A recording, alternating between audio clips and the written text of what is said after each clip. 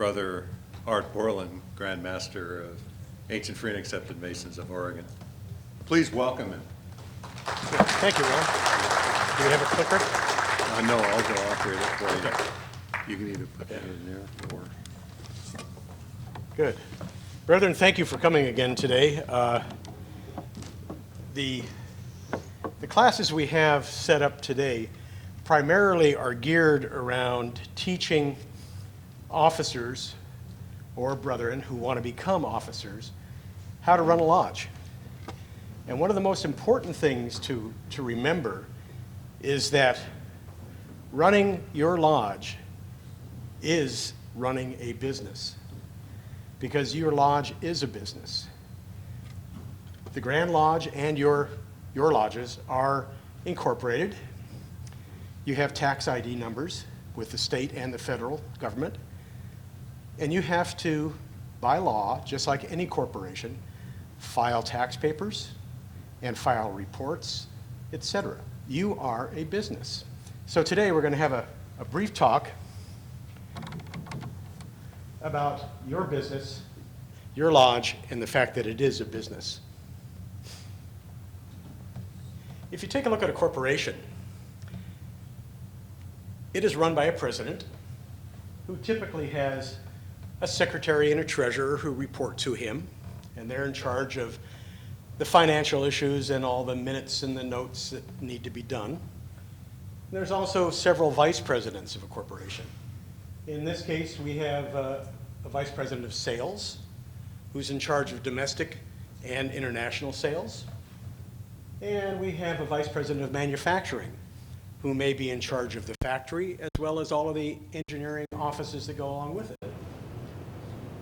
We may also have a vice president of services, which would include the legal counsel, government relations possibly, employment offices, and accounting. They all work together to run this corporation and serve the stockholders.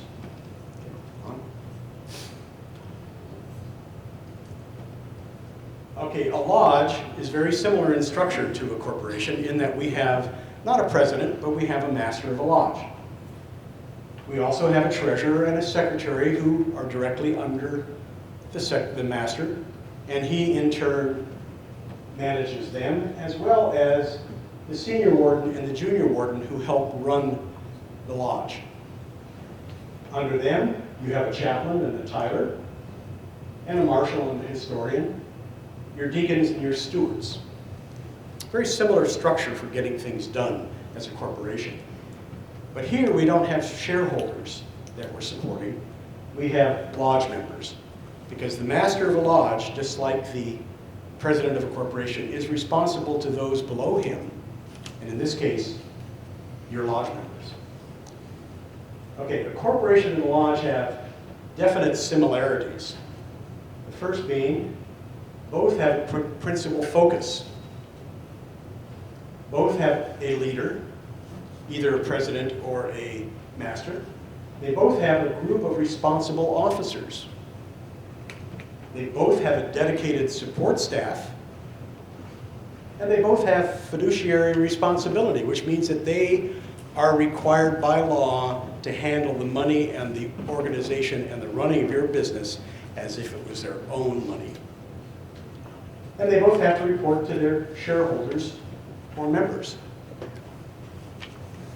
And they both must follow local, state, and federal laws to make sure that they are within the bounds of legal law. So what is the focus of a corporation? Make money. If you're not making money as a corporation, you shouldn't be in business. Even nonprofits have to make money. They have to provide a service or a product. They have to develop a product, market, and a need for that product. They have to develop longevity. There aren't very many companies that go into business stating, well, we're going to be in business for a year, and we're really going to be happy with that.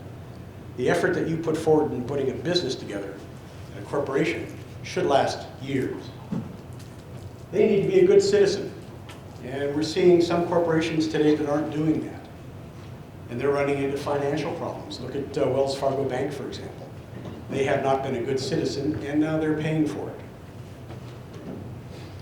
So what is the focus of the Masonic Lodge? Anybody have a question or an idea on what our main focus is?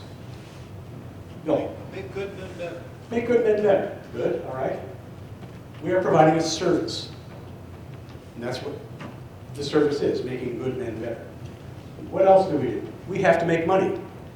How many lodges do you see today that are thriving without any money in the bank?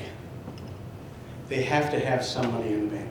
So part of our business also is to make money. Make money so we can continue our charities, so we can continue the maintenance of the building that we're in, etc. We need to develop a market and a need. The market and the need is providing services to our community, providing services to like-minded people, and we have to develop longevity, just like a corporation does. There aren't too many lodges that will survive a year if they don't plan on being a lot longer than a year. And as you know, we have lodges that are over 150 years old.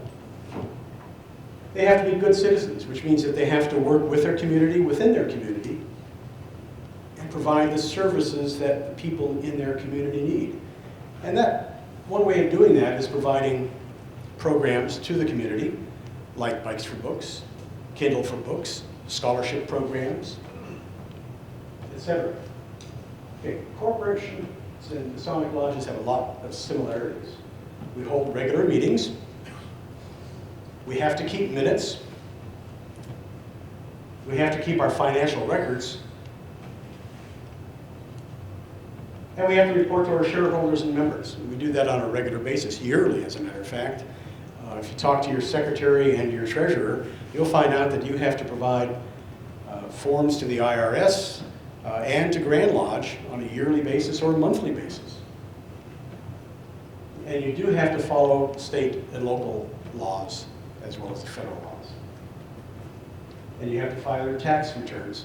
Many of you are familiar with what we call the 990. It's a federal form that nonprofits have to file once a year. If you don't file it once a year, after the third year of not filing it, you lose your tax status.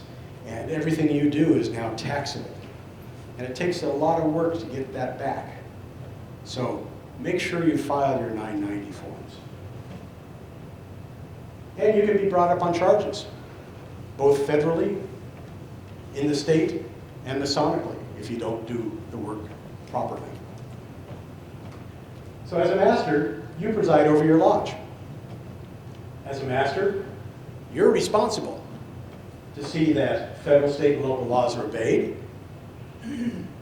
taxes are filed, 990s are filed for nonprofits, and all Grand Lodge reports are filed, including your monthly report to the Grand Secretary, membership information, petitions and degree information. So if you remember nothing out of this session right now, remember that as a master, your lodge is a business and must be run like a business.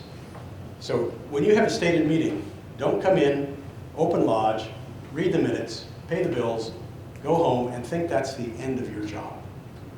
Because you still have reports that have to be turned in. Now, your secretary and treasurer may be the ones that do it, but you as master are responsible for making sure it gets done. Neglecting to follow federal and state laws can put your lodge in jeopardy. It can also put Grand Lodge in jeopardy, and let me give you an example of that. We have a lodge right now that has not filed their 990s for 3 years. They lost their tax exempt status. They're still a Masonic lodge, but they are not tax exempt anymore. So they refiled, and they filed improperly. And in doing so, the IRS gave them their own tax ID number, independent of Grand Lodge, which means that they are tax exempt at this point, but they do not fall under the umbrella of Grand Lodge.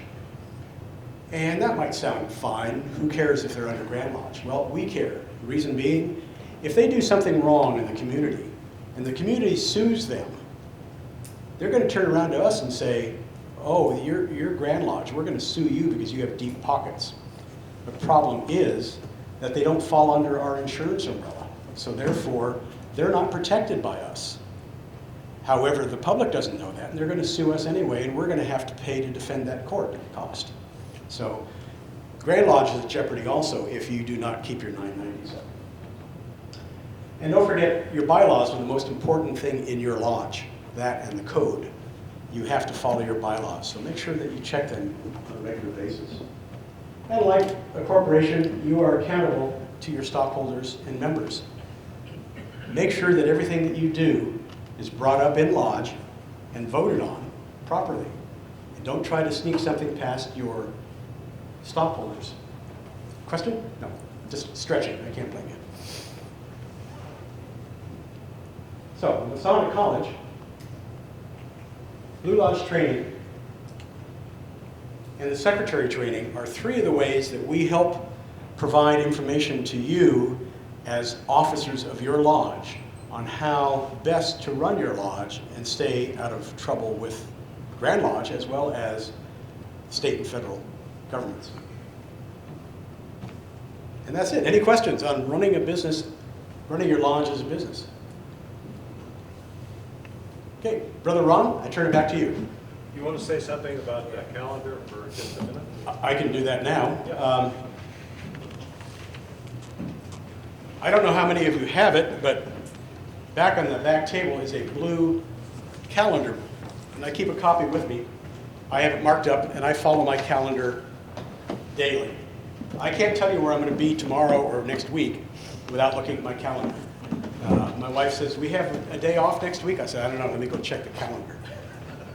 A calendar is an important thing for anyone running a business, whether it be your Masonic Lodge, Grand Lodge, or a corporation.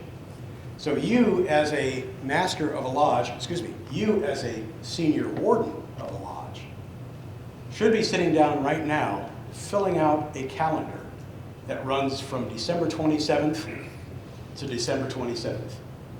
And on that calendar, and you can print this through Google or you can print it through Word or any number of other programs, and print a yearly calendar. And then start filling it in. You know when you open your calendar when your stated meeting is. Mark it down on that calendar that you just printed. You know if you're going to have a family dinner once a month. Put it down. You know if you're going to have practices for your degrees. Put it down on the calendar.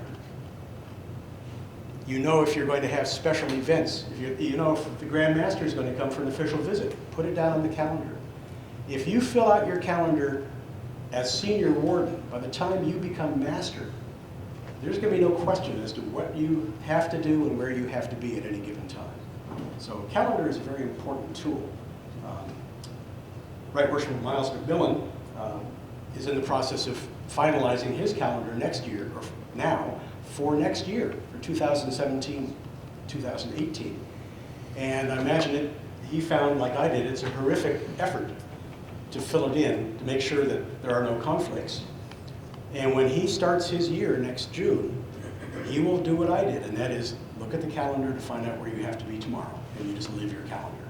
So please, as senior wardens of your lodge, start planning your calendar. If you have special events, you want to have a youth day, you want to have a past master's dinner, you want to have any number of events, put on your calendar now, so when your year starts, it'll already be programmed and be ready to go. Okay.